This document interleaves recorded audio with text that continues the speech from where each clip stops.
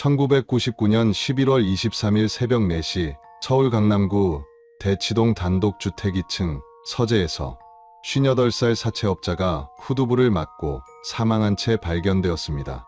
피해자의 이름은 김태수, 강남 일대에서 10여 년간 사채업을 해온 인물이었죠.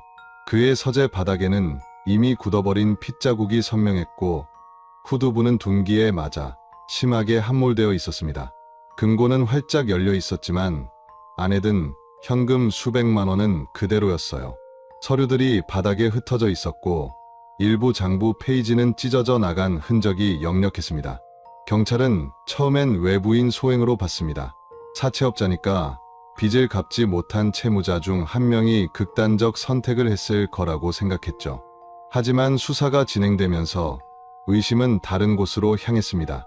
바로 가족이었어요. 김태수에게는 3명의 자녀가 있었습니다. 34살 장남 김민호, 31살 차남 김민수, 28살 장녀 김미숙. 그중 장남 김민호는 아버지에게 거액의 빚을 지고 있었어요. 사건 전날 밤에는 아버지와 통화까지 했죠. 내용은 돈 독촉이었습니다. 모든 정황이 그를 가리켰습니다. 동기도 명확했고 알리바이도 없었어요. 하지만 결정적인 증거가 없었습니다. 범행 도구도 목격자도 명확한 물증도 없었죠. 1999년 당시 수사 기법으로는 더 이상 나아갈 방법이 없었습니다. CCTV는 주택가에 없었고 통화 기록 추적 기술도 미비했으며 현장에서 채취한 지문도 오염되어 쓸모없었어요. 결국 사건은 미제로 남았습니다. 용의자는 있었지만 법정에 세울 증거가 부족했던 거죠. 시간이 흘렀습니다. 1년, 5년, 10년. 사건은 완전히 잊혀져 갔어요. 그런데 2012년 4월 13년 만에 모든 것이 바뀌었습니다. 김태수의 옛자택을 철거하는 과정에서 폐가 구더미 속에 숨겨져 있던 낡은 책상이 발견됐어요. 그 서랍 깊숙한 곳에서 한 권의 수기 메모장이 나왔습니다. 먼지가 뒤덮인 13년 동안 아무도 몰랐던 그 메모장에는 놀라운 내용이 적혀 있었어요. 큰아들 김민호의 실제 채무 목록이었습니다. 당초 진술했던 3억 원이 아니었어요. 그보다 훨씬 많은 금액이었죠. 그리고 그 목록 옆에는 김태수가 직접 쓴 것으로 보이는 메모가 있었습니다. 이번엔 절대 용서 못한다. 이 한 장의 메모가 13년 동안 잠들어 있던 사건을 다시 깨웠습니다. 경찰은 재수사에 착수했어요. 과거엔 불가능했던 과학 수사 기법들이 동원되었고 잊혀졌던 증거들이 하나씩 재분석되기 시작했습니다. 그리고 그 과정에서 충격적인 사실이 드러났습니다. 범인은 한 명이 아니었어요. 2명이었죠. 형제가 공모했던 겁니다. 하지만 둘 중 누가 직접 범행을 저질렀는지, 누가 진짜 주범인지는 여전히 미궁이었습니다. 서로가 서로를 범인이라고 지목했거든요. 결국 사건을 해결한 건 13년 전 현장 사진 속 아주 작은 그림자 하나였습니다. 누구도 주목하지 않았던 벽시계에 반사된 희미한 그림자. 그것이 모든 진실을 밝혀냈어요. 오늘은 1999년 강남 사채업자 살인 사건, 그리고 13년 만에 밝혀진 충격적인 진실에 대해 이야기하려 합니다. 가장 가까운 혈육이 가장 잔인한 배신자가 되는 순간, 돈 앞에서 무너진 천륜의 이야기를 지금부터 시작합니다. 오늘의 이야기 시작 전에 잠깐만요. 구독과 좋아요를 눌러주시면 이야기를 들려드리는데 아주 큰 힘이 됩니다. 그리고 어느 지역에서 이 사연을 듣고 계시는지 댓글에 꼭 남겨주세요. 한 분 한 분 반갑게 인사드릴게요. 자, 그럼 1999년 11월 23일 그날로 돌아가 보겠습니다. 사건의 시작은 한 통의 신고 전화였습니다. 1999년 11월 23일 오전 8시 40분 서울 강남경찰서에 한 통의 신고 전화가 걸려왔습니다. 아버지가 쓰러져 계십니다. 피가 너무 많아요. 떨리는 목소리의 주인공은 31살 김민수, 신고자였습니다. 출근길에 아버지 댁에 들렀다가 참혹한 광경을 목격했다는 것이었죠. 경찰이 현장에 도착했을 때는 오전 9시가 조금 넘은 시각이었습니다. 강남구 대치동 단독주택 2층 서재. 그곳에서 58살 김태수가 피를 흘린 채 바닥에 쓰러져 있었습니다. 이강석 형사는 현장에 들어서자마자 심상치 않은 분위기를 감지했습니다. 서재 안은 난장판이었어요. 책장에서 떨어진 서류들이 바닥에 흩어져 있었고 유리로 된 액자 하나가 산산조각 나 있었습니다. 그러나 가장 눈길을 끈 것은 피해자의 머리 부분이었죠. 후두부가 심하게 함몰되어 있었고 주변에는 이미 굳어버린 핏자국이 선명했습니다. 사망 추정 시각은 새벽 2시에서 4시 사이입니다. 검시관의 말이었습니다. 둔기에 의한 타격, 그것도 상당한 힘이 가해진 흔적이 역력했어요. 범행 도구를 찾기 위해 형사들은 집 안 구석구석을 뒤졌습니다. 하지만 그 어떤 것도 발견되지 않았죠. 범인이 가져갔거나 애초에 외부에서 준비해온 물건일 가능성이 컸습니다. 이강석 형사의 시선이 서재 한쪽 벽면에 설치된 금고로 향했습니다. 금고 문이 활짝 열려 있었어요. 그런데 이상했습니다. 안에 든 현금 다발들이 그대로 남아 있었거든요. 대충 세어봐도 500만 원은 좋게 넘어 보였습니다. 금고 옆 서랍장도 마찬가지였어요. 고가의 시계 2개와 금반지 몇 개가 아무렇게나 놓여 있었습니다. 강도는 아니네요. 동료 형사가 중얼거렸습니다. 맞는 말이었어요. 돈과 귀금속을 그대로 두고 간 범인. 그렇다면 목적은 무엇이었을까요? 이강석 형사는 바닥에 흩어진 서류들을 유심히 살폈습니다. 대부분 장부였어요. 김태수가 운영하던 사채업 관련 기록들이었죠. 이 사람 사채업자였나 보네. 형사는 몇 장을 집어들었습니다. 손글씨로 빼곡하게 적힌 이름들과 금액들. 1,000만 원부터 시작해서 많게는 억 단위까지 돈을 빌려간 사람들의 목록이었습니다. 그런데 이상한 점이 있었어요. 몇몇 장부 페이지가 찢어져 나간 흔적이 보였거든요. 누군가 의도적으로 뜯어낸 것처럼 말이죠. 채무자 중 한 명이 범인일 수도 있겠는데요. 젊은 형사가 말했습니다. 충분히 가능한 시나리오였어요. 빚을 갚지 못해 쫓기던 사람이 극단적 선택을 했을 수도 있으니까요. 하지만 이강석 형사는 고개를 저었습니다. 그럼 장부를 아예 다 가져갔겠지. 왜 일부만 찢어가겠어? 현장에는 또 다른 의문점이 있었습니다. 지문 채취를 시도했지만 결과는 신통치 않았어요. 1999년 당시 지문 감식 기술은 지금처럼 정교하지 못했습니다. 게다가 서재라는 공간 특성상 너무 많은 사람의 손때가 묻어 있었죠. 김태수 본인은 물론이고 가족들, 방문객들까지. 채취된 지문만 수십 개였지만 명확하게 범인을 특정할 만한 단서는 없었습니다. 현장 보존 상태도 문제였어요. 첫 발견자인 김민수가 아버지 상태를 확인하려다 이것저것 만졌다고 했거든요. 경찰이 오기 전 최소 10분 이상 현장이 오염된 셈이었습니다. 신고자는 어디 있습니까? 이강석 형사가 물었습니다. 김민수는 1층 거실에서 멍한 표정으로 앉아 있었어요. 얼굴은 창백했고 손은 미세하게 떨리고 있었습니다. 형사가 다가가 물었습니다. 발견 당시 상황을 정확히 말씀해 주시겠습니까? 김민수는 한참을 말없이 있다가 입을 열었습니다. 오늘 오전 8시쯤 출근하려고 집을 나섰어요. 회사 가는 길에 아버지 댁이 있어서 가끔 들르거든요. 현관문이 잠겨 있지 않아서 이상하다 싶었죠. 아버지를 불렀는데 대답이 없어서 2층으로 올라갔어요. 그리고 서재 문을 열었는데 그는 말을 잇지 못했습니다. 이강석 형사는 차분하게 기다렸어요. 김민수가 다시 입을 열었습니다. 아버지가 바닥에 쓰러져 계셨어요. 처음엔 그냥 쓰러지신 줄 알았어요. 급하게 다가가서 흔들었는데 손에 피가 묻더라고요. 그제야 뒤통수 쪽을 봤는데 형사는 고개를 끄덕였습니다. 그 전날 밤 아버님과 통화하신 적 있습니까? 아니요. 마지막으로 본 건 나흘 전이었어요. 형제분들은 계십니까? 큰형이랑 누나가 있습니다. 이강석 형사는 수첩에 메모했습니다. 가족 관계 파악이 먼저였어요. 통계적으로 살인 사건의 피해자와 가해자는 아는 사이인 경우가 대부분이었으니까요.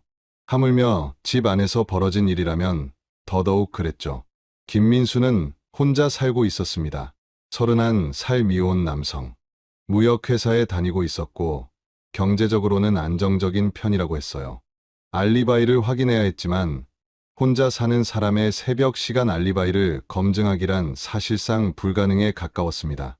어젯밤 몇 시에 주무셨습니까? 11시쯤요. 내일 회의 자료 정리하다가 잤어요. 함께 계신 분은 없습니다. 혼자 삽니다. 증명할 방법이 없었어요. 1999년 CCTV는 은행이나 대형 건물에나 있었습니다. 주택가 골목에는 당연히 없었죠. 휴대폰 위치 추적 같은 기술도 아직 상용화되지 않았고요. 결국 본인 진술과 정황만으로 판단할 수밖에 없었습니다. 이강석 형사는 다른 가족들도 만나봐야겠다고 생각했습니다. 장남과 장녀, 이들의 알리바이와 동기를 확인하는 것이 급선무였어요. 그리고 사채업자라는 피해자의 직업을 생각하면 돈을 빌려간 사람들도 전부 조사해야 했습니다. 서재를 다시 둘러보던 형사의 눈에 한 가지가 더 들어왔습니다. 책상 위에 놓인 전화기 옆에 수첩이 하나 있었어요. 펼쳐보니 최근 통화 기록이 휘갈겨 쓰여 있었습니다. 가장 마지막 기록은 11월 22일 밤 10시. 민호라는 이름과 함께 짧은 메모가 있었죠. 내일 아침 꼭 들르겠다. 이번엔 진짜 마지막이다. 민호. 장남의 이름이었습니다. 이강석 형사는 수첩을 증거봉투에 넣으며 생각했습니다. 사건 전날 밤 아버지와 통화한 장남, 그리고 다음 날 아침 시신을 발견한 차남. 이 집안에 대체 무슨 일이 있었던 걸까요?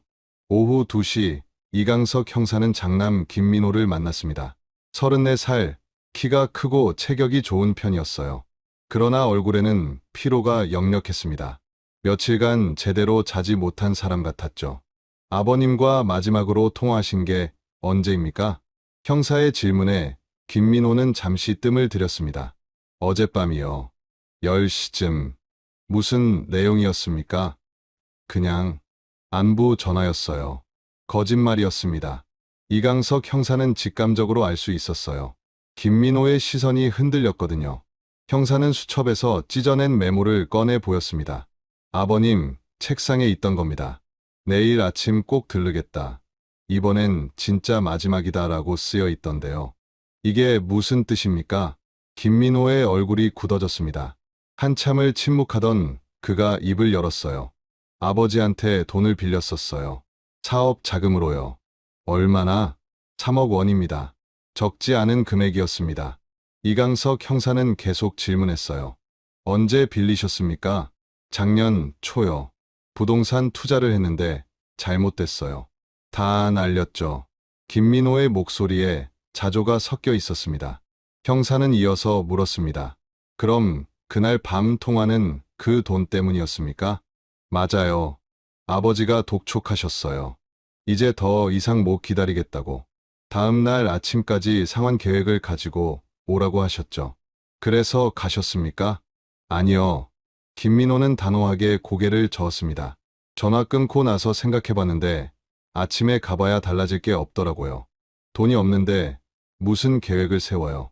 그래서 안 갔습니다. 그럼 어젯밤과 오늘 새벽 어디 계셨습니까? 집에 있었어요. 혼자요. 또 혼자였습니다.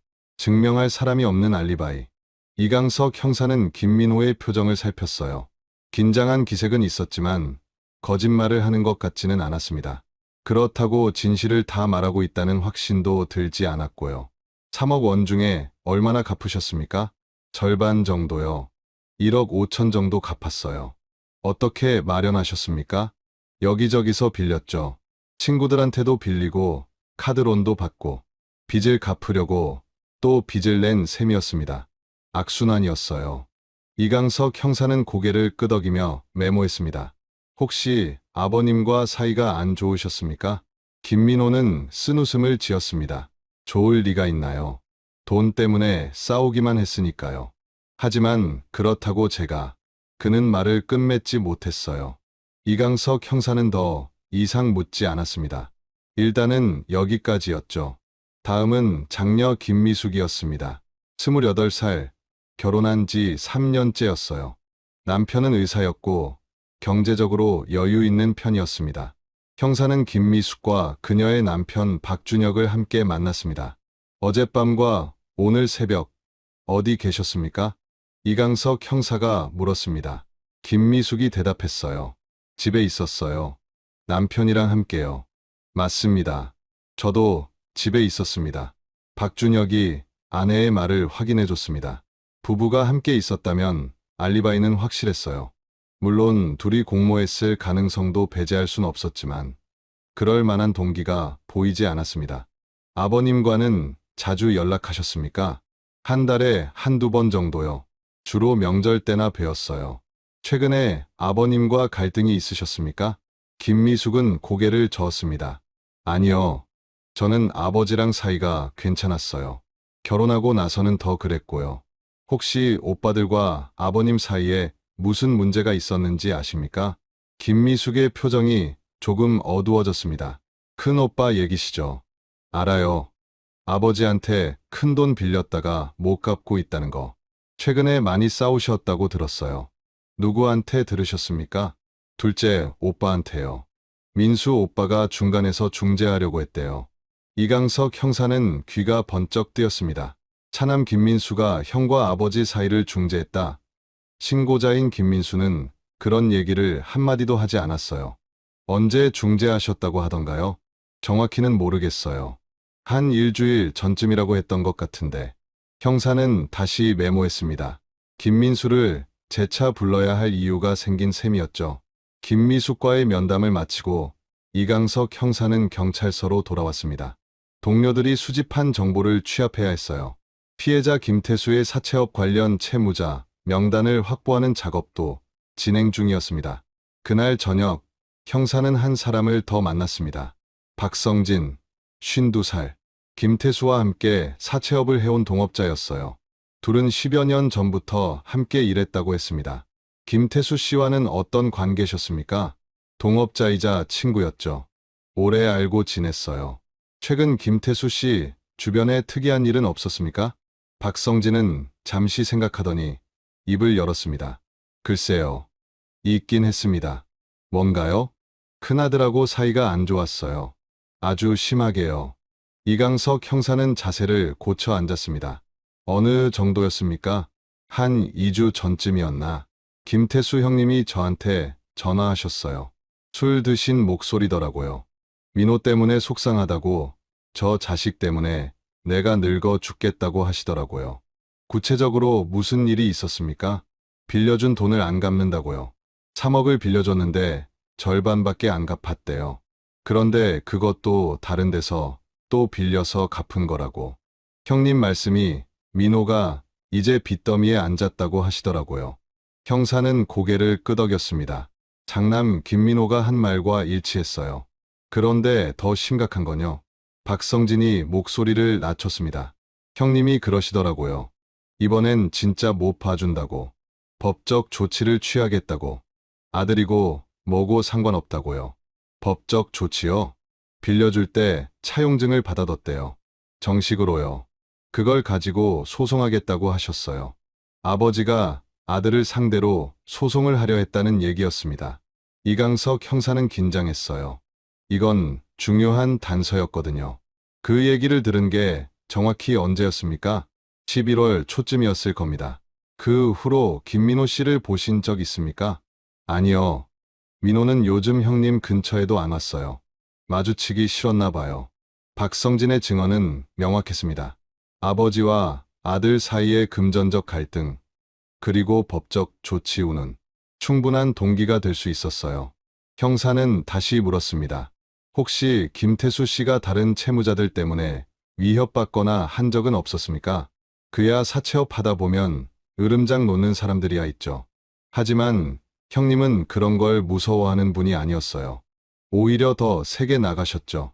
최근에 특별히 문제가 된 채무자는 없었습니까? 박성진은 고개를 저었습니다. 제가 알기론 없었어요.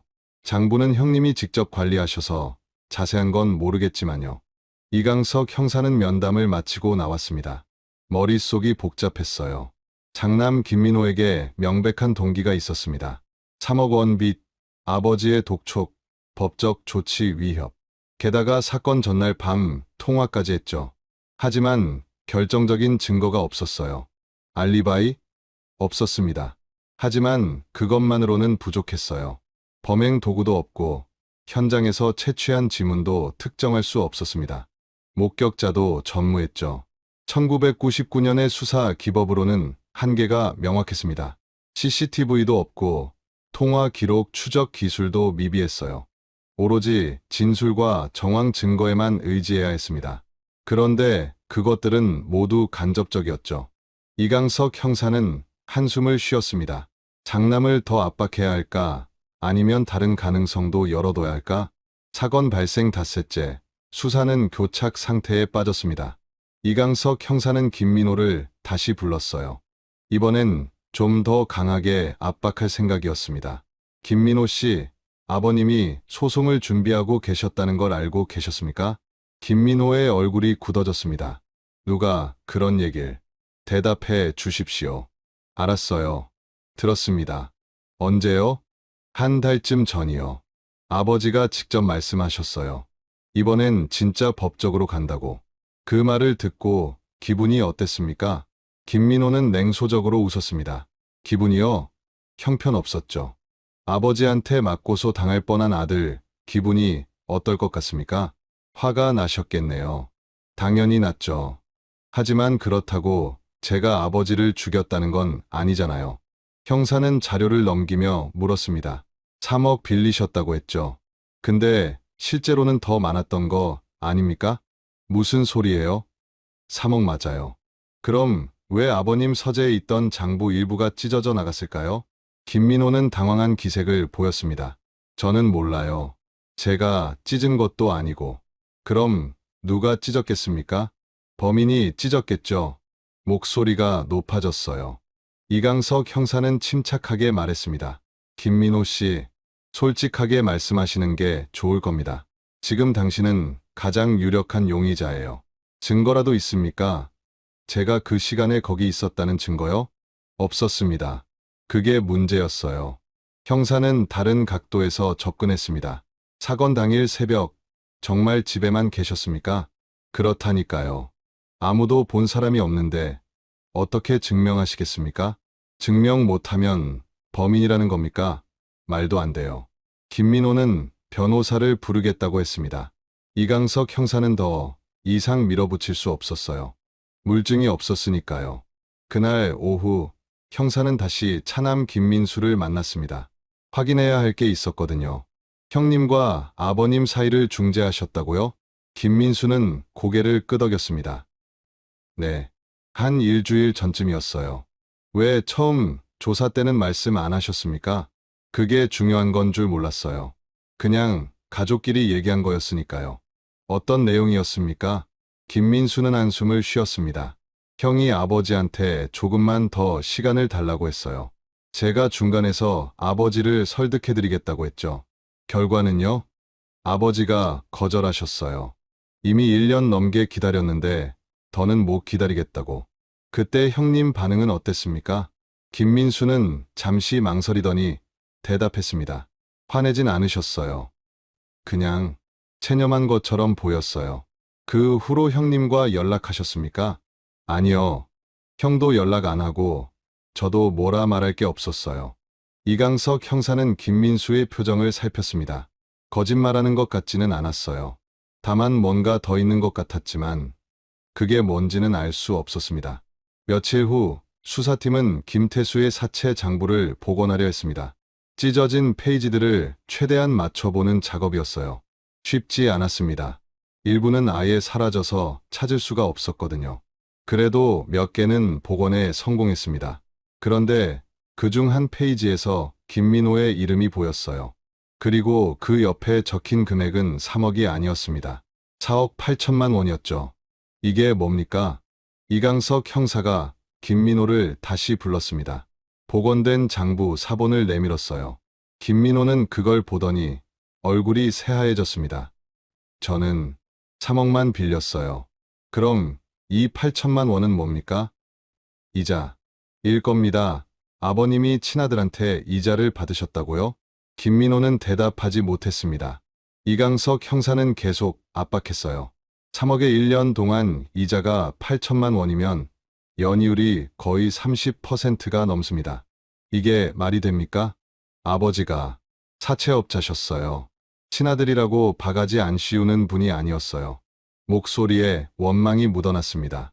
형사는 그 감정을 놓치지 않았어요. 그래서 더 화가 나셨겠네요. 인정합니다. 화났어요. 아주 많이요. 하지만 죽이진 않았어요. 김민호는 소리쳤습니다.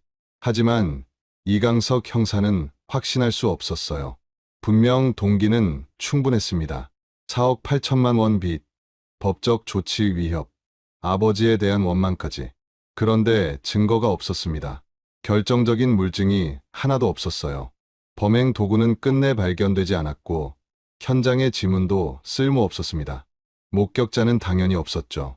수사팀은 김태수의 다른 채무자들도 조사했습니다. 모두 합쳐 40여 명. 그중 몇몇은 김태수와 갈등이 있었어요. 하지만 사건 당일 알리바이가 명확하거나 범행 동기가 약했습니다. 결국 가장 강력한 용의자는 여전히 장남 김민호였어요. 하지만 1999년 수사 기법으로는 더 이상 나아갈 방법이 없었습니다. 통화 기록을 복구하는 기술도 없었고 DNA 분석을 하기엔 예산도 시간도 부족했습니다. 무엇보다 현장 오염 때문에 설령 분석한다 해도 의미 있는 결과를 얻을 가능성이 낮았어요. 한 달이 지나고 두 달이 지났습니다. 수사는 점점 느슨해졌어요. 새로운 사건들이 계속 들어왔고 인력은 한정되어 있었습니다. 이강석 형사는 결국 사건을 미제로 분류할 수밖에 없었습니다. 2000년 봄 공식적으로 수사는 중단되었습니다. 용의자는 있었지만 기소할 증거가 없었어요. 김민호는 혐의 없음으로 풀려났습니다. 사건은 그렇게 잊혀져 갔습니다. 김태수의 재산은 법에 따라 세 자녀에게 분배되었어요. 장남 김민호는 자신의 몫으로 빚을 일부 갚았습니다. 차남 김민수는 여전히 회사를 다녔고 장녀 김미숙은 평범하게 살았습니다. 시간이 흘렀습니다. 1년, 2년, 5년, 10년. 사건은 완전히 잊혀진 것처럼 보였어요. 경찰 기록 보관소 어딘가에 먼지 쌓인 파일로만 남았죠.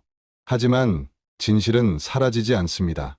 2012년 4월, 13년 만에 그 진실이 다시 모습을 드러냈습니다. 아무도 예상하지 못한 장소에서 말이죠. 1999년 모든 증거는 장남을 가리켰지만 법은 그를 잡을 수 없었습니다. 13년이 흐른 뒤 철거 현장의 낡은 가구 속에서 발견된 한 장의 목록이 모든 것을 뒤흔들기 시작합니다. 이어지는 이야기에서는 잊힌 사건이 어떻게 다시 살아나는지, 그리고 시간이 감춰뒀던 진실의 조각들이 하나씩 맞춰지는 과정을 보시게 됩니다. 2012년 4월 17일 서울 강남구 대치동 재개발 현장이었습니다. 13년 전 김태수가 살던 단독주택은 이미 주인이 여러 번 바뀐 후였어요. 2010년에 마지막 거주자가 이사를 나갔고 2년 동안 빈집으로 방치되어 있었죠. 이제 그 자리에 새 건물이 들어설 예정이었습니다. 철거 작업반장 오성민은 그날도 평소처럼 일하고 있었어요. 2층 방을 정리하던 중 벽장 안쪽 구석에서 오래된 책상 하나를 발견했습니다. 낡은 원목 책상이었어요.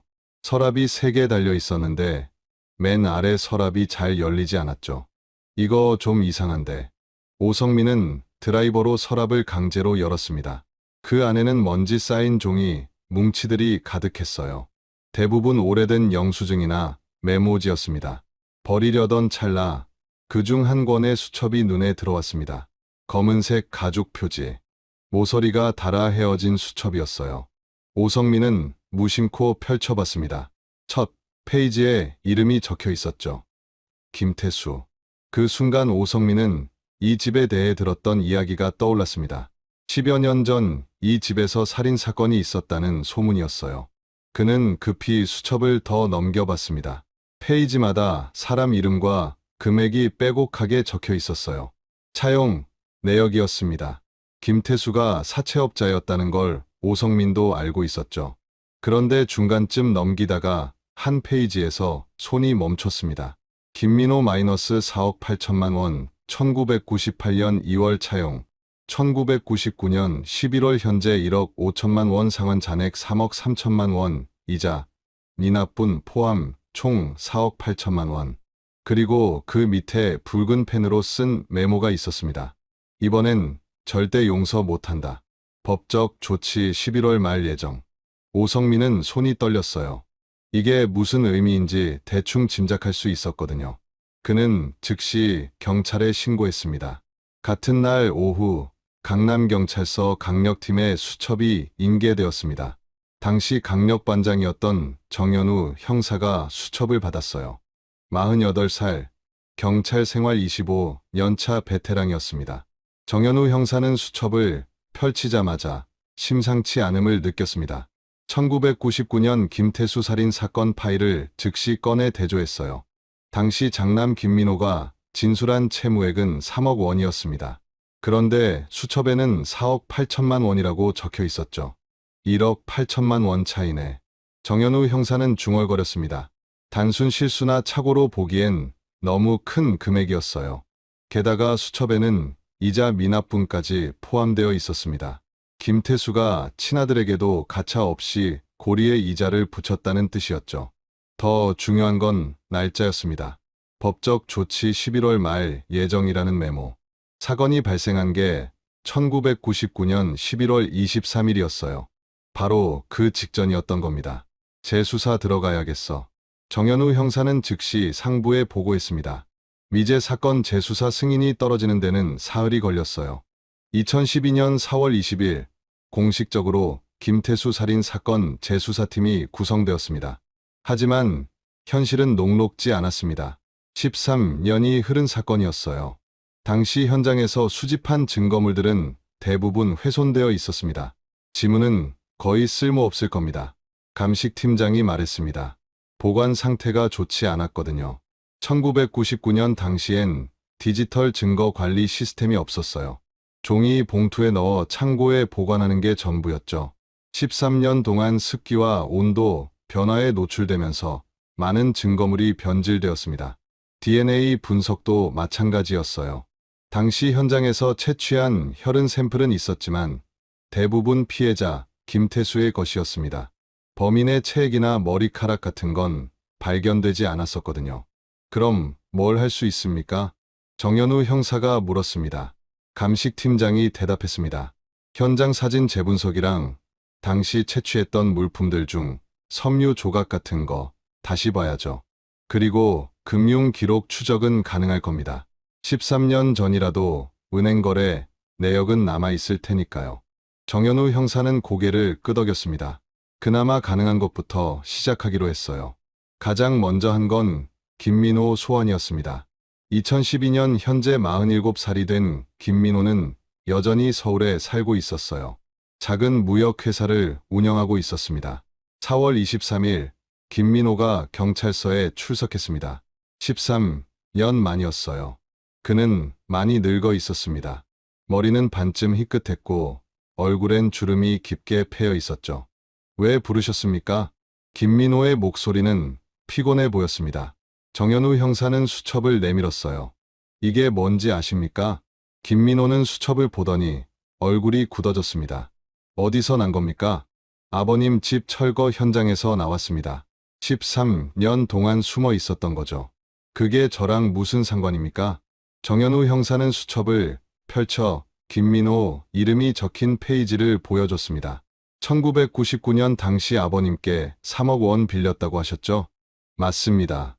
그런데 여기엔 4억 8천만 원이라고 적혀 있는데요. 김민호는 잠시 말이 없었습니다. 정현우 형사가 계속 말했어요. 1억 8천만 원이 어떻게 차이 날 수 있습니까? 설명해 주시죠. 김민호가 천천히 입을 열었습니다. 이자입니다. 이자요? 아버지가 제게도 똑같이 이자를 붙였어요. 연 30%였습니다. 정현우 형사는 속으로 혀를 찼습니다. 친아들에게 연 30%라니. 법정 최고 이자율을 한참 넘는 금액이었어요. 그럼 왜 당시 수사 때 그 얘기를 안 하셨습니까? 부끄러웠으니까요. 아버지한테 그렇게 당하고도 죽이지 않았다는 걸 증명할 방법이 없었잖아요. 김민호의 목소리에 자조가 섞여 있었습니다. 정현우 형사는 다음 질문을 던졌어요. 2012년 현재 그 빚은 어떻게 되었습니까? 다 갚았습니다. 언제요? 아버지 돌아가신 후 유산 받아서 갚았어요. 정현우 형사는 파일을 넘겼습니다. 이미 조사해둔 내용이었어요. 유산 분배 기록 확인했습니다. 김민호 씨 몫은 2억 원이었습니다. 그걸로 4억 8천 빚을 어떻게 갚습니까? 김민호는 대답하지 못했습니다. 정현우 형사는 계속 압박했습니다. 2012년 현재 김민호 씨의 금융거래 내역을 역추적했습니다. 1999년 12월부터 2001년 사이 총 3억 원 가까운 돈이 여러 채무처로 송금되었더군요. 김민호의 얼굴이 창백해졌어요. 그 돈은 어디서 났습니까? 유산 2억에 본인 재산 합쳐도 부족한 금액인데요. 제 돈입니다. 어떻게 마련하셨습니까? 김민호는 한참을 침묵했습니다. 정현우 형사는 기다렸어요. 마침내 김민호가 입을 열었습니다. 동생한테 빌렸어요. 동생이요? 김민수 씨 말입니까? 네. 이건 새로운 정보였습니다. 정현우 형사는 즉시 메모했어요. 얼마나 빌렸습니까? 1억 5천만 원입니다. 그 돈으로 아버님 빚을 갚은 겁니까? 일부는요. 나머지는 제가 모은 돈이랑 합쳐서요. 정현우 형사는 고개를 끄덕였습니다. 그럴듯해 보였어요. 하지만 의문이 남았습니다. 김민수 씨가 왜 형님께 그렇게 큰 돈을 빌려줬을까요? 동생이니까요. 가족이잖아요. 하지만 김민수 씨는 당시 31살 회사원이었습니다. 1억 5천을 선뜻 빌려줄 만한 형편이 아니었을 텐데요. 김민호는 대답하지 못했습니다. 정현우 형사는 이 부분을 더 파고들기로 했어요. 면담을 마치고 형사는 즉시 차남 김민수를 소환했습니다. 김민수는 현재 44살이었어요. 결혼해서 두 아이의 아버지가 되어 있었습니다. 여전히 무역회사에 다니고 있었죠. 4월 25일 김민수가 경찰서에 왔습니다. 13년 만에 다시 앉은 조사실이었어요. 형님께 1억 5천만 원 빌려주셨다고요? 정현우 형사의 질문에 김민수는 고개를 끄덕였습니다. 네, 맞습니다. 언제였습니까? 1999년 12월쯤이었어요. 아버님 돌아가시고 한 달 후네요. 그렇죠. 정현우 형사는 자료를 펼쳤습니다. 근데 이상한 게 있습니다. 김민수 씨 통장에서 그 시기에 1억 5천이 빠져나간 기록이 없어요. 김민수의 표정이 미묘하게 변했습니다. 현금으로 줬습니다. 현금이요? 1억 5천을? 네. 어디서 마련하셨습니까? 김민수는 잠시 망설이다가 대답했습니다. 아버지, 유산에서 받은 겁니다. 정현우 형사는 고개를 가웃했어요. 유산은 2억씩 나눠 받으셨잖아요. 그중 1억 5천을 형님께 주셨다는 겁니까? 네. 왜요? 김민수는 한숨을 쉬었습니다. 형이 너무 힘들어 보였어요. 빚쟁이들한테 쫓기고 있었거든요. 그래서 제 목 좀 나눠준 겁니다. 그럴듯했지만 정현우 형사는 뭔가 석연치 않았습니다. 형제에 치곤 너무 큰 금액이었거든요. 게다가 당시 김민수도 결혼 준비 중이었어요. 본인한테도 돈이 필요한 시기였죠. 혹시 형님이 그 돈을 갚으셨습니까? 아직 못 갚았어요. 13년이 지났는데도요? 형 사정이 어려워서요. 저도 재촉 안 했고요. 정현우 형사는 다른 각도로 접근했습니다. 1999년 11월 22일 밤 형님이 아버님과 통화하셨다는 거 아시죠? 네, 알아요. 그날 밤 형님과 연락하셨습니까? 김민수는 잠시 생각하더니 고개를 저었습니다. 아니요, 안 했어요. 확실합니까? 네, 거짓말이었습니다. 정현우 형사는 직감했어요. 그리고 그 직감을 확인할 방법이 있었습니다. 당시엔 불가능했지만 2012년엔 가능한 일이 있었거든요. 바로 통신사 기록 복원이었습니다. 정현우 형사는 법원에 영장을 신청했어요. 1999년 11월 22일부터 23일 사이 김민호와 김민수의 통화 기록 열람 영장이었습니다. 이틀 후 영장이 발부되었고 통신사에 자료를 요청했습니다. 5월 2일 결과가 나왔습니다. 1999년 11월 22일 밤 11시 42분.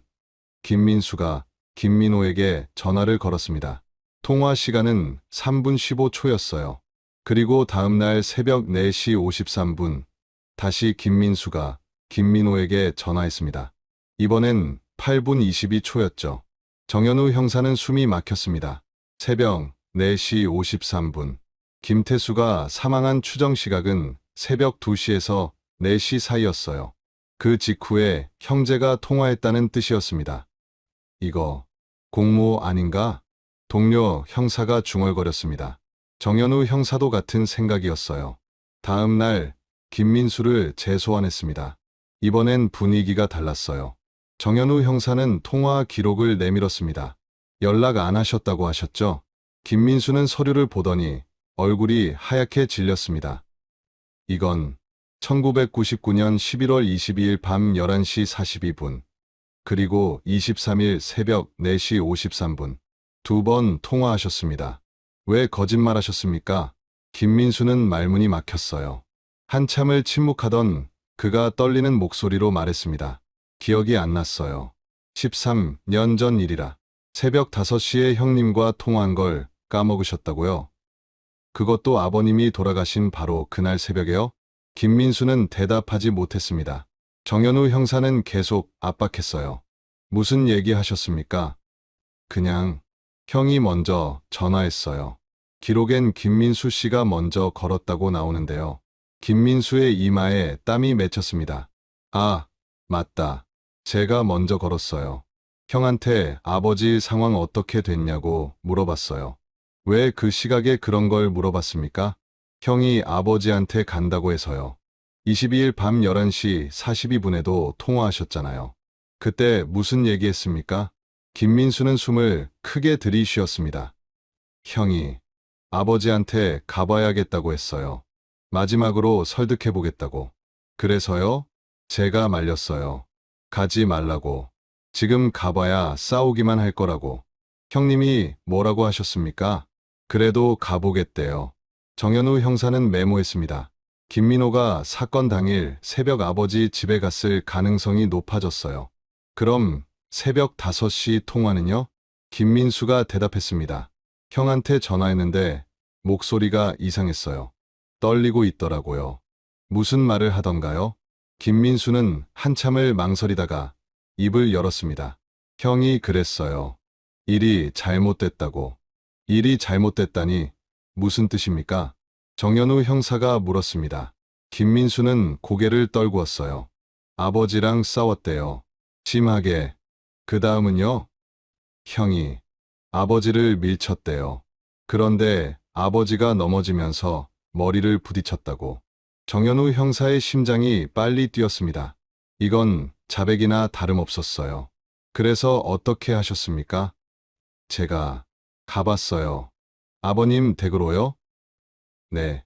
몇 시에 도착하셨습니까? 새벽 5시 반쯤요. 그때 상황이 어땠습니까? 김민수의 목소리가 떨렸습니다. 아버지가 바닥에 쓰러져 계셨어요. 이미 돌아가신 것 같았어요. 형님은요? 패닉 상태였어요. 어쩌냐고 계속 그러고 있었어요. 정현우 형사는 침착하게 물었습니다.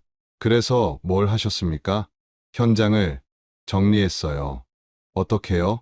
김민수가 대답했습니다. 장부 일부를 찢었어요. 형, 이름 나온 페이지요. 그리고 금고를 열어뒀어요.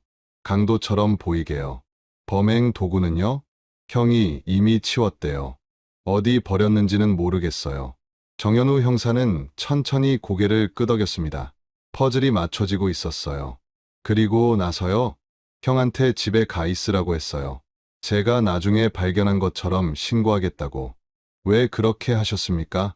김민수는 눈물을 글썽였습니다. 형이니까요. 제 형이잖아요. 고의가 아니었어요. 사고였다고요. 정현우 형사는 한숨을 쉬었습니다. 형제라는 이름의 범죄 은폐였어요. 김민수 씨, 지금 하신 말씀이 증거 인멸 및 범인 도피 방조에 해당한다는 거 아시죠? 김민수는 고개를 끄덕였습니다. 같은 날 김민호를 긴급 체포했습니다. 이번엔 도망칠 수 없었어요. 동생의 진술, 통화 기록, 그리고 금융거래 내역까지 모든 증거가 그를 가리켰습니다. 조사실에서 김민호는 완강히 부인했습니다. 저는 안 죽였어요. 동생이 다 얘기했습니다. 아버님과 다투다가 밀쳤고 아버님이 넘어지셨다고요. 그건 제가 한 게 아니에요. 김민호의 목소리가 커졌습니다. 정현우 형사는 눈살을 찌푸렸어요. 그럼 누가 했습니까? 동생이요. 민수가 한 거예요. 예상치 못한 반전이었습니다. 정현우 형사는 자세를 고쳐 앉았어요. 무슨 말씀입니까? 김민호가 말했습니다. 그날 밤 11시쯤 동생한테 전화 왔어요. 아버지, 집에 같이 가자고. 마지막으로 설득해보자고 하더라고요. 그래서요? 저는 가기 싫었어요. 가봤자 또 싸울 게 뻔했으니까. 근데 동생이 자꾸 가자고 해서 결국 갔어요. 둘이 함께요? 아니요. 따로 갔어요. 저는 제 차 타고, 동생은 동생 차 타고. 김민호의 진술은 김민수와 정반대였어요. 도착하니까 동생이 먼저 와 있었어요. 아버지랑 얘기하고 있더라고요. 무슨 얘기요? 돈 얘기요. 형, 빚 좀 탕감해달라고 빌고 있었어요. 그 다음은요? 김민호가 계속 말했습니다. 아버지가 화를 내셨어요. 내가 왜 나서냐고, 형 일은 형이 알아서 하라고. 근데 동생이 계속 빌었어요. 그러니까 아버지가 더 화를 내시면서 동생을 밀쳤어요. 그때 어떻게 되었습니까? 동생이 갑자기 돌아서더니 서재에 있던 골프채를 들었어요. 정현우 형사의 눈이 커졌습니다. 골프채요? 네. 아버지가 서재에 골프채 한 개를 두고 계셨거든요. 연습용으로. 동생이 그걸 들더니 김민호는 말을 잇지 못했어요. 정현우 형사가 재촉했습니다. 그걸 들더니요. 아버지 머리를 쳤어요. 충격적인 진술이었습니다. 김민호가 계속 말했어요. 한 번만 친 게 아니에요. 2번, 3번. 제가 말렸어요. 동생 팔을 잡고 떼어냈죠. 근데 이미 늦었어요. 아버지는 바닥에 쓰러져 계셨고. 그래서요? 동생이 패닉에 빠졌어요. 저도 어찌할 바를 몰랐고요. 그때 동생이 그러더라고요.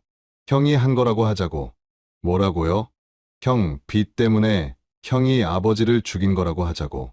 그럼 유산으로 빚 갚고 나머지는 나눠 갖자고. 김민호는 고개를 저었습니다. 저는 거절했어요. 그럴 순 없다고. 근데 동생이 그러더라고요. 어차피 형도 공범이라고. 같이 있었으니까 똑같은 죄라고. 정현우 형사는 숨이 막혔습니다. 두 사람의 진술이 완전히 달랐어요. 김민수는 형이 밀었다고 했고 김민호는 동생이 골프채로 때렸다고 했습니다. 그럼 골프채는 어떻게 됐습니까? 동생이 가져갔어요. 나중에 어디 버렸겠죠. 정현우 형사는 골프채 얘기를 확인해야 했습니다. 1999년 현장 기록을 다시 뒤졌어요. 서재에 골프채가 있었는지 확인하는 작업이었죠. 당시 현장 사진을 샅샅이 살폈습니다.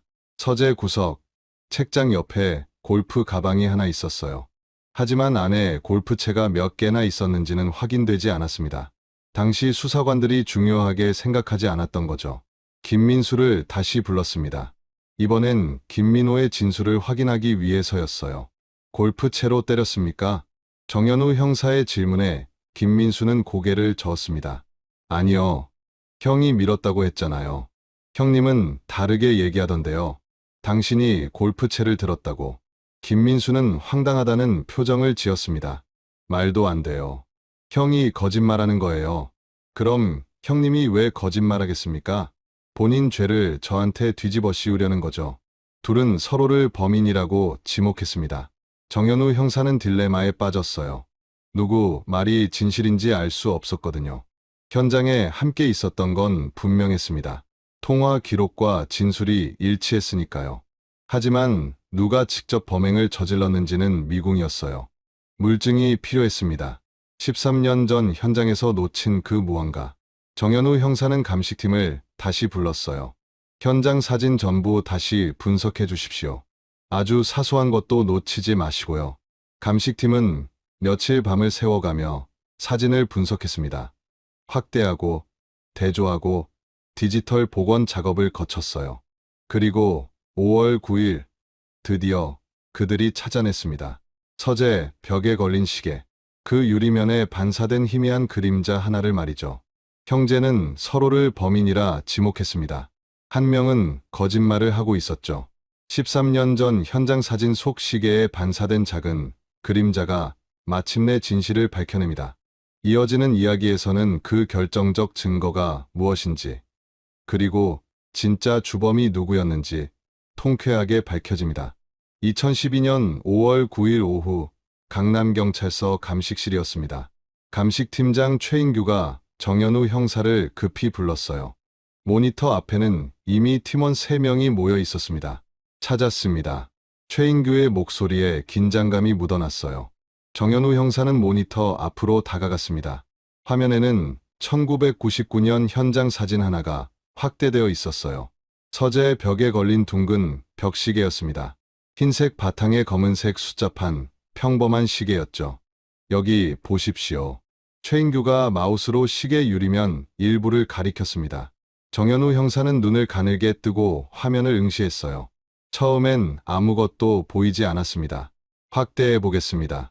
최인규가 이미지를 더 크게 키웠어요.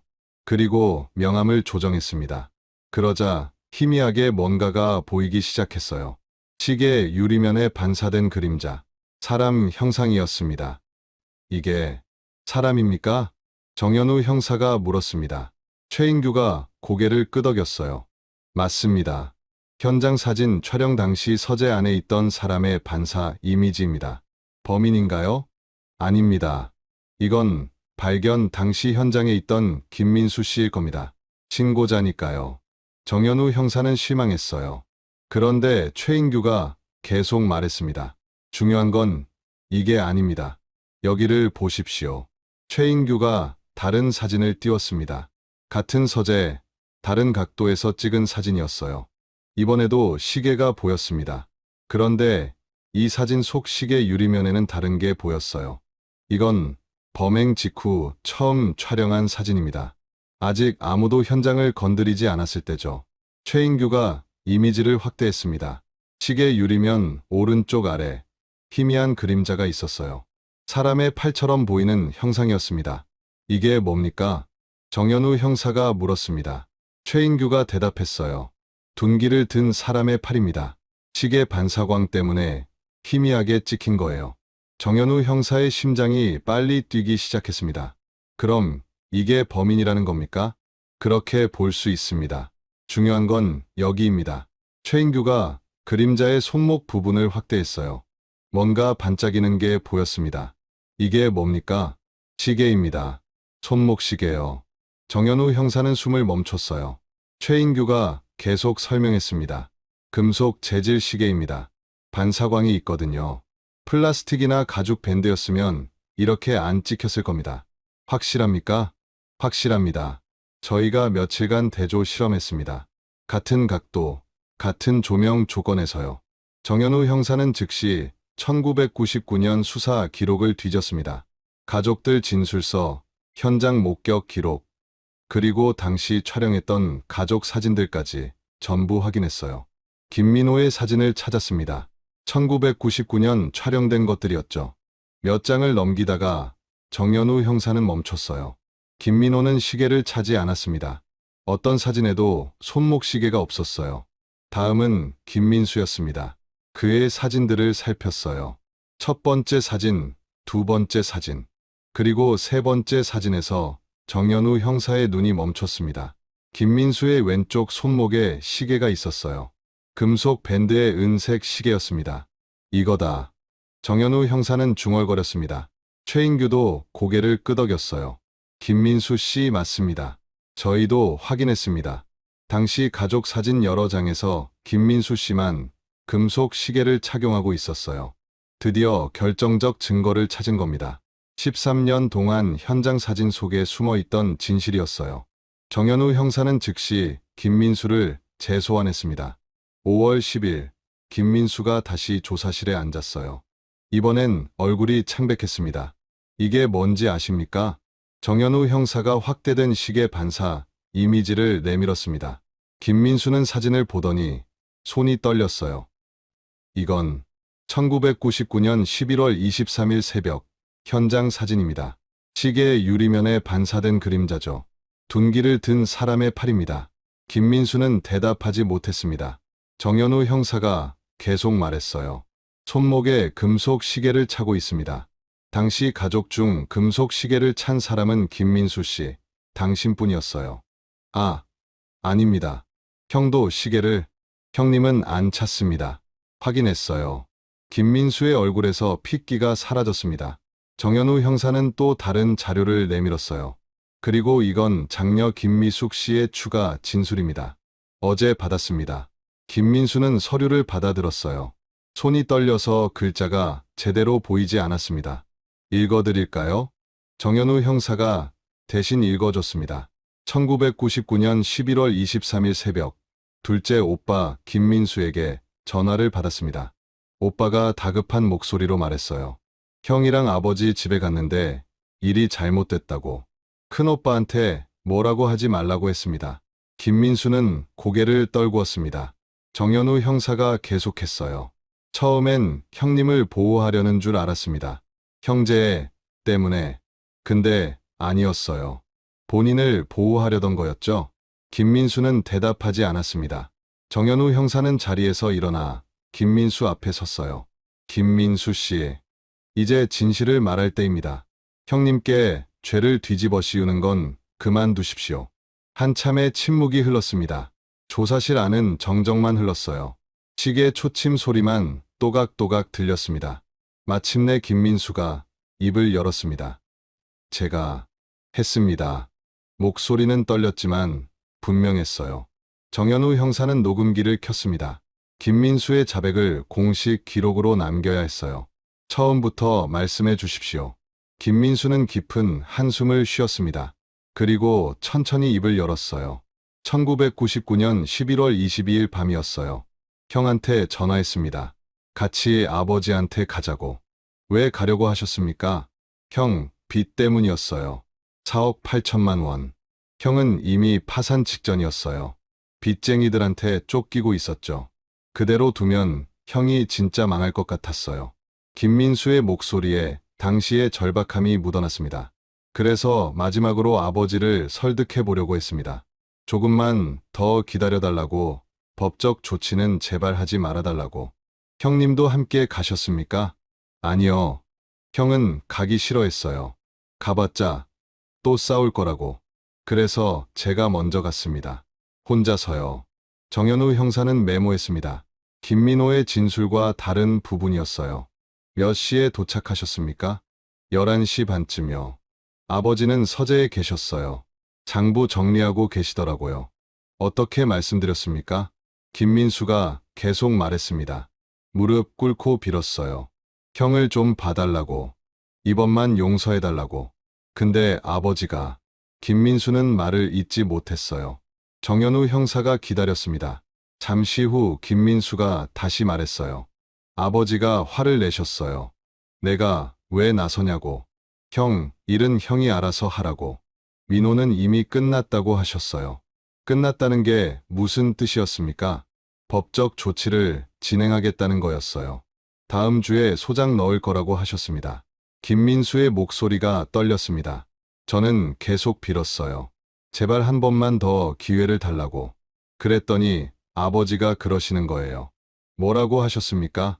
민호 때문에 내가 얼마나 손해봤는지 아느냐고.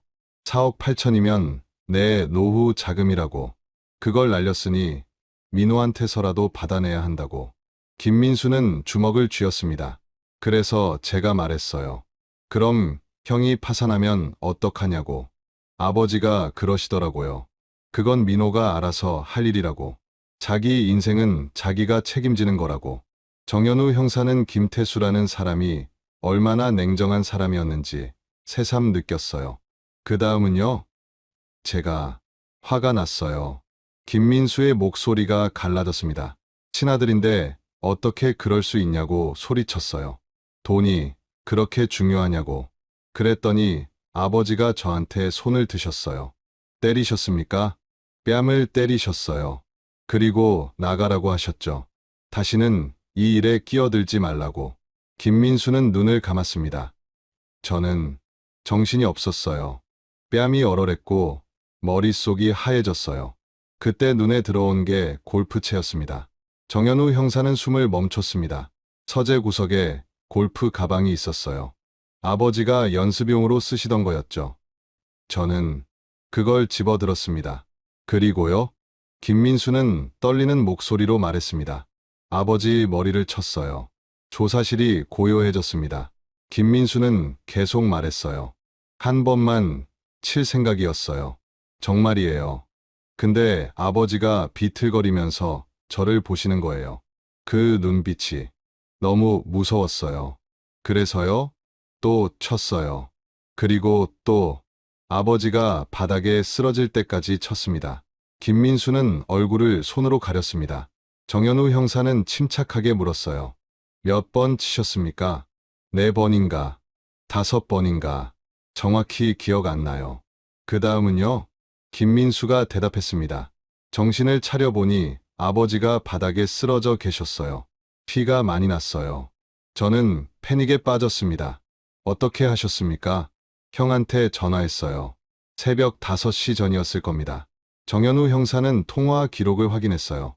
새벽 4시 53분. 맞았습니다. 형한테 뭐라고 하셨습니까? 일이 잘못됐다고 했어요. 어떡하냐고. 형이 놀라서 바로 오겠다고 했어요. 형님이 도착했을 때는요? 5시 반쯤이었어요. 형이 현장을 보고 충격받았어요. 어떻게 이럴 수 있냐고, 미쳤냐고 소리쳤죠. 김민수는 고개를 떨구었습니다. 그때 저는 형한테 빌었어요. 도와달라고. 형이 한 거라고 하자고. 형님이 뭐라고 하셨습니까?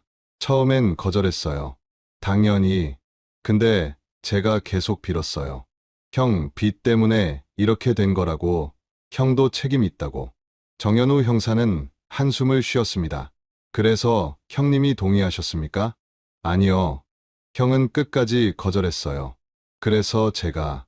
김민수는 말을 멈췄습니다. 정현우 형사가 재촉했어요. 뭐라고 하셨습니까? 형한테 협박했어요. 어떻게요? 김민수가 대답했습니다. 형이 도와주지 않으면 형 빚 때문에 형이 아버지를 죽였다고 하겠다고 했어요. 어차피 모든 정황이 형을 가리키고 있으니까 경찰도 형을 의심할 거라고. 정현우 형사는 고개를 끄덕였습니다. 실제로 그랬었죠. 1999년 수사 때 김민호가 가장 유력한 용의자였으니까요. 형님이 결국 동의하셨군요. 네, 어쩔 수 없이요. 저는 형한테 약속했어요. 유산 받으면 형 빚 갚는데 보태주겠다고. 그리고 평생 형한테 빚을 지고 살겠다고. 김민수는 쓴웃음을 지었습니다. 그렇게 현장을 정리했습니다.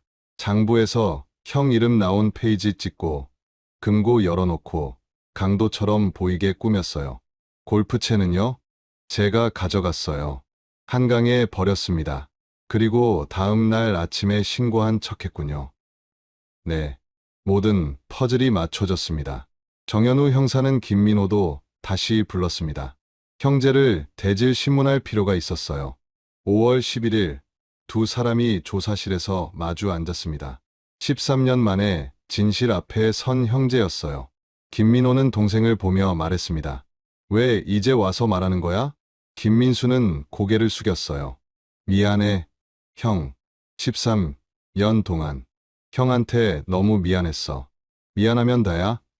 나는 13년 동안 살인자 취급받으며 살았어. 김민호의 목소리가 떨렸습니다. 김민수는 눈물을 흘렸어요. 알아. 다 내 잘못이야. 그때 내가 미쳤었어. 정말 미안해. 정현우 형사가 끼어들었습니다. 김민호 씨, 왜 그때 진실을 말하지 않으셨습니까? 경찰한테라도요. 김민호는 쓴웃음을 지었습니다. 말했으면 믿어줬겠어요? 모든 증거가 저를 가리키고 있었는데 오히려 제가 동생한테 죄를 뒤집어 씌운다고 생각했겠죠. 맞는 말이었어요. 1999년 당시 상황에선 김민호의 말을 믿기 어려웠을 겁니다. 그리고 김민호가 동생을 바라봤습니다. 그래도 제 동생이니까요. 민수가 평생 죄책감에 시달리며 사는 것보다 제가 의심받는 게 나을 것 같았어요. 김민수는 얼굴을 가리고 울었습니다. 정현우 형사는 두 사람을 보며 복잡한 심정이 들었어요. 범죄는 용서받을 수 없지만 형제 사이의 애증은 씁쓸했습니다. 김민수 씨, 유산으로 형님 빚 갚는 걸 도와주셨다고 했죠? 김민수가 고개를 끄덕였습니다. 네. 제 모읍 2억 중에 1억 5천을 형한테 줬어요. 약속했으니까요. 그 돈이 아까우셨을 텐데요. 김민수는 고개를 저었습니다. 아깝지 않았어요. 형한테 진 빚이 너무 컸으니까요. 돈으로 갚을 수 있는 게 아니었지만. 정현우 형사는 마지막 질문을 던졌습니다. 왜 그날 밤 아버님을 죽이셨습니까? 정말 형님 때문이었습니까? 김민수는 한참을 생각하더니 대답했습니다. 처음엔 그렇게 생각했어요. 형을 살리려고 한 거라고. 근데 13년 동안 생각해봤어요. 수없이. 결론은 뭐였습니까? 제 탐욕이었어요. 김민수의 목소리가 떨렸습니다. 아버지가 형을 고소하면 형은 파산할 거고 가족 전체가 망신당할 거였어요. 저도 그 여파를 피할 수 없었죠. 결혼도 했고 회사 생활도 해야 하는데 그는 고개를 떨구었습니다. 결국 저도 돈 때문이었어요. 아버지처럼요. 형을 위한다는 명분 뒤에 제 이익을 지키려는 계산이 있었던 거예요. 정현우 형사는 숨을 깊이 들이쉬었습니다. 결국 이 사건은 돈 때문이었어요.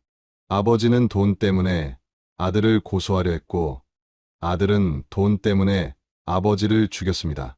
2012년 6월 15일 검찰은 김민수를 살인죄로 기소했습니다. 김민호는 범인 도피 방조 및 증거 인멸 혐의로 약식 기소되었어요. 2013년 3월 1심 판결이 내려졌습니다. 김민수는 징역 18년을 선고받았습니다. 계획적 범행은 아니었지만 범행 후 은폐 공작이 치밀했다는 점이 참작되지 않았어요. 김민호는 징역 7년을 선고받았습니다. 직접 범행에 가담하진 않았지만 사후 공범으로서 책임을 피할 수 없었죠. 두 사람 모두 항소하지 않았습니다. 형은 동생을 용서한다고 했고 동생은 형에게 평생 미안하게 살겠다고 했어요. 정현우 형사는 판결문을 받아들고 창밖을 바라봤습니다. 13년 만에 해결된 사건. 시계 반사광 속 작은 그림자 하나가 모든 진실을 밝혀냈습니다. 가족이 가족을 죽인 사건. 그 뒤에는 돈이 있었고 탐욕이 있었습니다. 김태수는 친아들에게도 고리에 이자를 붙였어요. 그리고 법적 조치까지 불사하려 했죠. 김민수는 형을 살리려 한다는 명분으로 아버지를 죽였습니다. 하지만 그 속에는 본인의 이익을 지키려는 계산이 깔려 있었어요. 가장 가까운 혈육이 가장 잔인한 배신자가 되는 순간 탐욕은 천륜마저 무너뜨렸습니다. 정현우 형사는 파일을 닫으며 생각했습니다. 돈은 필요하지만 돈 때문에 사람을 잃어서는 안 된다고. 특히 가족은 더더욱 그렇다고. 사건은 그렇게 끝났습니다. 시계 유리에 반사된 작은 그림자 하나가 13년간 숨겨진 진실을 밝혀냈습니다. 차남은 형을 위한다는 명분으로 아버지를 죽였지만 결국 그것도 자신의 탐욕이었음을 고백했습니다. 가장 가까운 사람이 가장 무서운 적이 될 수 있다는 것. 돈 앞에서 무너진 가족의 이야기였습니다. 1999년 11월 23일 새벽 강남의 한 사채업자가 자택에서 살해당했습니다. 범인은 13년간 숨어 지냈고 진실은 철거 현장의 낡은 책상 속에 숨어 있었습니다. 그리고 시계 유리에 반사된 작은 그림자 하나가 모든 것을 밝혀냈습니다. 이 사건의 피해자 김태수는 친아들에게도 연 30% 이자를 붙였습니다. 4억 8천만 원 빚을 갚지 못한다는 이유로 법정에 세우려 했죠. 피를 나눈 자식이었지만 그에게 돈은 가족보다 중요했습니다. 범인 김민수는 형을 살리려 했다고 말했습니다. 아버지의 고소로 형이 파산하는 걸 막으려 했다고요. 하지만 13년 후 그는 고백했습니다. 결국 자신의 탐욕이었다고. 형의 파산이 가족 전체에 미칠 영향, 그것이 자신의 삶을 무너뜨릴까 두려웠던 거라고요. 아버지는 돈 때문에 아들을 버렸고 아들은 돈 때문에 아버지를 죽였습니다. 이 사건을 13년 동안 풀지 못했던 이유는 기술의 한계 때문이었습니다. 1999년엔 CCTV도 없었고 통화 기록 복원도 불가능했으며 디지털 이미지 분석 같은 건 상상도 할 수 없었죠. 하지만 2012년 기술이 발전했습니다. 그리고 그 기술이 시간 속에 묻혀있던 진실을 끄집어냈어요. 김민호는 13년 동안 용의자로 살았습니다. 경찰은 증거가 없어 기소하지 못했지만 주변 사람들은 다 알고 있었어요. 저 사람이 아버지를 죽였을 거라고. 그는 그 시선을 견디며 살아야 했습니다. 동생을 지키기 위해서요. 김민수는 13년 동안 죄책감에 시달렸습니다. 결혼했고 아이를 낳았고 평범하게 살았지만 단 하루도 편하게 잔 적이 없었다고 했어요. 꿈에서 아버지가 나타났고 형의 얼굴이 떠올랐다고 합니다. 결국 둘 다 감옥에 갔습니다. 김민수는 18년, 김민호는 7년. 형은 동생을 용서한다고 했지만 잃어버린 13년은 돌아오지 않습니다. 이 이야기를 들으면서 여러분은 무엇을 느끼셨나요? 돈은 우리 삶에 필요합니다. 없으면 살 수 없죠. 하지만 돈이 전부가 되는 순간 우리는 가장 소중한 것들을 잃어버립니다. 김태수는 4억 8천만 원을 지키려다 목숨을 잃었어요. 김민수는 자신의 안정된 삶을 지키려다 아버지를 죽이고 18년을 감옥에서 보내게 되었습니다. 가족은 돈보다 소중합니다. 너무 당연한 말 같지만 막상 돈 문제가 생기면 우리는 이 당연함을 잊어버립니다. 부모와 자식이 법정에서 싸우고 형제가 유산 때문에 남남이 되고 친척들이 돈 때문에 원수가 됩니다. 여러분의 가족은 안녕하신가요? 오랜만에 통화 한번 해보시는 건 어떨까요? 부모님께, 형제에게, 자식에게 안부를 물어보세요. 요즘 어떻게 지내는지, 힘든 일은 없는지, 돈 얘기 말고 그냥 마음을 나눠보세요. 사건은 2013년에 끝났지만 이 가족의 상처는 아직도 아물지 않았을 겁니다. 장녀 김미숙은 두 오빠를 모두 잃었어요. 한 명은 감옥에, 한 명도 감옥에. 아버지도 돌아가셨고요. 그녀는 이제 혼자입니다. 김민호의 가족들도, 김민수의 아내와 아이들도 모두 피해자입니다. 한 사람의 선택이 얼마나 많은 사람에게 상처를 주는지 이 사건이 보여줍니다. 13년 동안 잊혀졌던 사건이 다시 수면 위로 떠올랐습니다. 폐가구 속 메모장 한 권, 시계 유리에 반사된 그림자 하나. 진실은 언젠가 드러나게 되어 있습니다. 아무리 숨기려 해도 시간이 지나도 결국엔 빛을 보게 되어 있어요. 오늘 이야기는 여기까지입니다. 1999년 강남 사채업자 살인 사건. 13년 만에 밝혀진 형제의 비밀. 돈 때문에 무너진 가족의 이야기였습니다. 여러분은 오늘 이야기를 들으면서 무슨 생각을 하셨나요? 댓글로 나눠주세요. 그리고 어느 지역에서 이 이야기를 듣고 계시는지도 꼭 알려주세요.